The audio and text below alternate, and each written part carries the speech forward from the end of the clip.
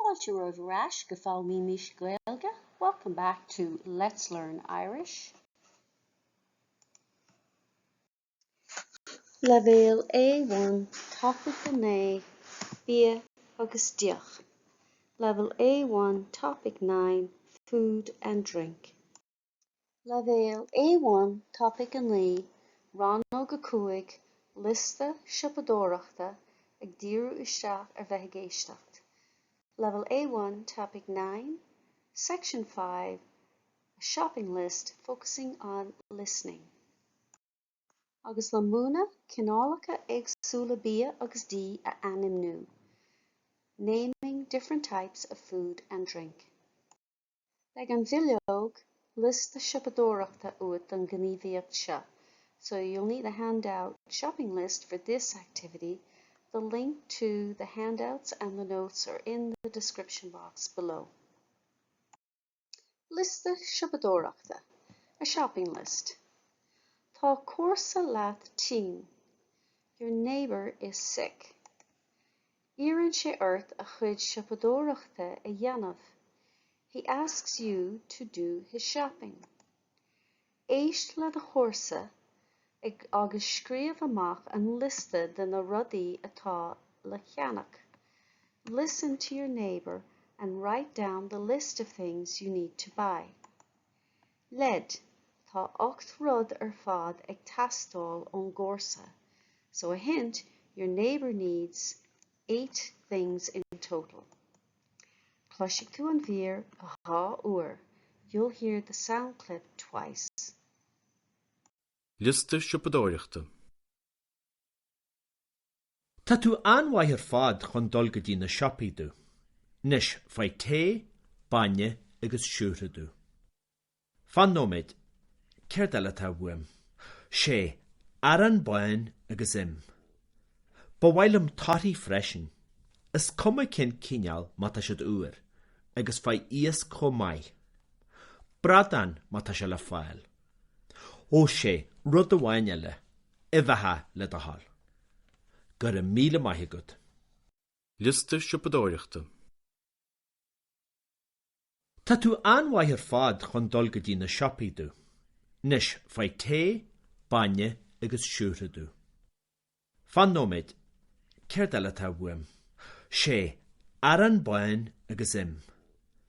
Ba bhailim tátaí freisin, is cuma cin cineál má tá siad uair, agus faoi íos comai.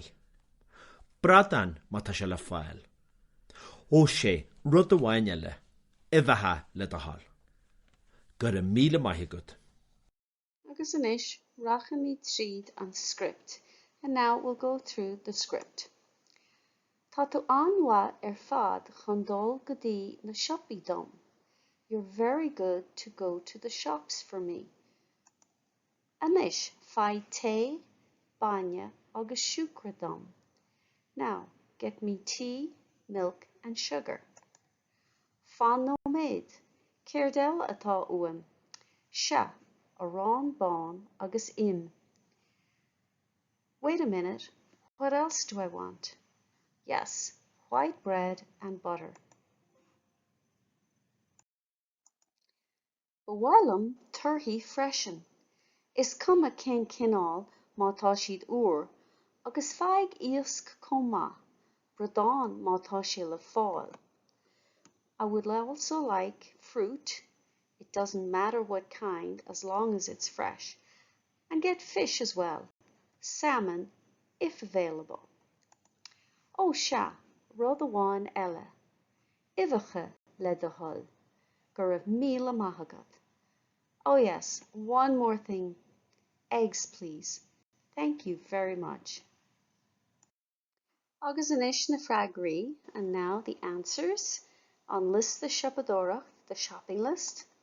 Té, bainne, siúcra, a rán bán, im, turthaí, íosc, bradán, agus uibheacha.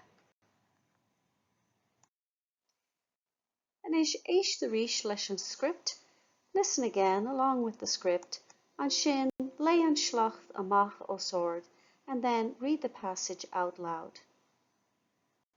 Liosta Siopadóireachta. Tá tú anmhaith ar fad chun dul go dtí na siopaidú. Nis faoi té, bainne agus siúradú. Fan nóid, cead eile tá bhuaim. Sé, aran bain agus im.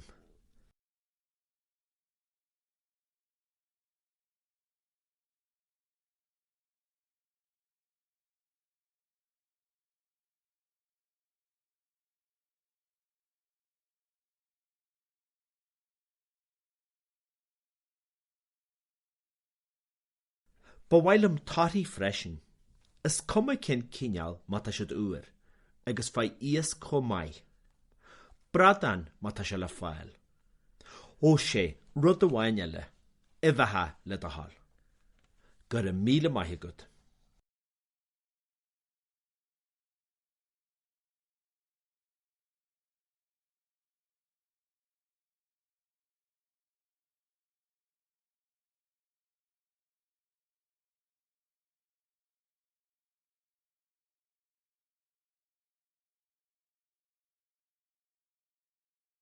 Agus inis, seanstith a léamh amach ó sword.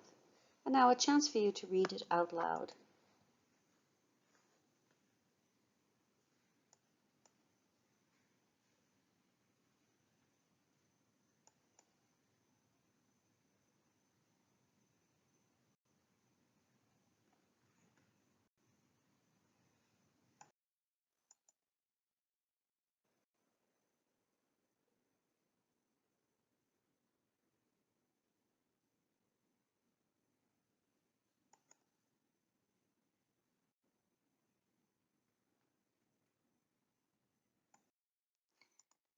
Inis, scríomh cúpla ábhairt bunaithe na cineálacha bia a luath sa bhíor a itheann tú féin.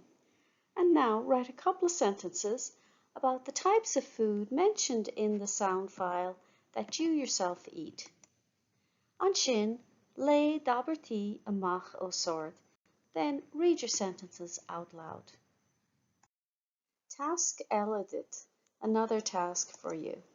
Scríomh ceithre cheist faoin Míle a luath sa bhíor Éisteachta. Write 4 questions about the food that was mentioned in the listening activity. Mar shampla, for example, an itheann tú a rán bán. Do you eat brown bread or white bread? Pardon me. Nuair a bheith na ceistena cruthaithe agat, chuirfeadh tú iad orm. When you have created your questions, ask me the questions. So pretend you're asking me the questions. Beag an bhfuilgeog mo lista féin uait don gníomhaíocht seo. You'll need the handout My Own List for this activity. Mo lista féin, My Own List. Scríomh amach do Liosta Siopadóireachta féin. Write out your own shopping list.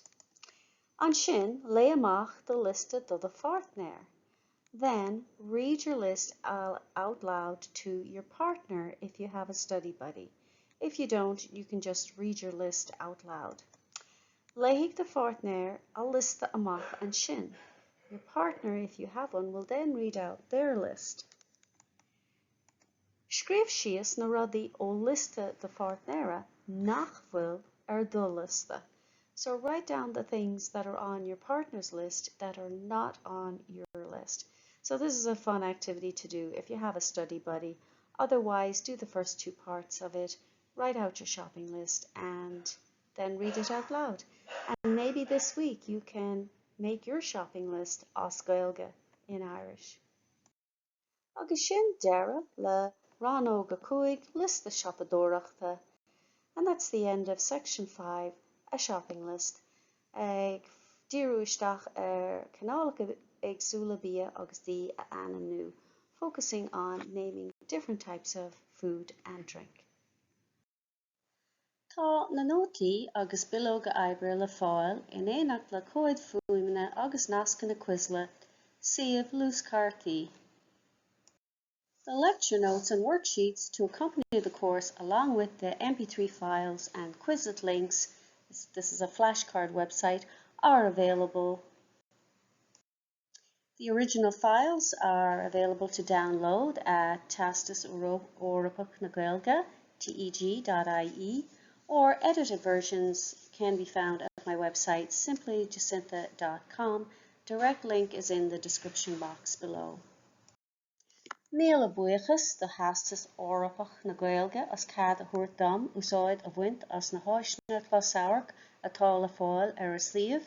Many thanks to Teastas Eorpach na Gaeilge for their information to use, the learning materials and resources that are available on their website.